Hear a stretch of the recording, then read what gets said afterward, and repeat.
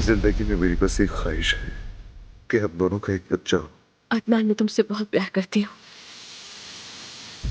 देखें, वो हमला तो हो सकती है, लेकिन कुछ ही दिन या महीनों के बाद उनका हमल जाया हो जाएगा। सही ठहरेगा नहीं।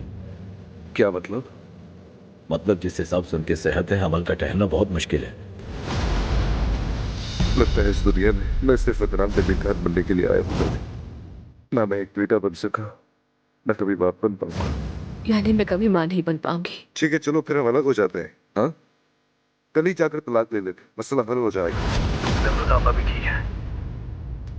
कल रात हॉस्पिटल से वापस आ गई थी वो। क्या ये हुरिया साहिबा थी?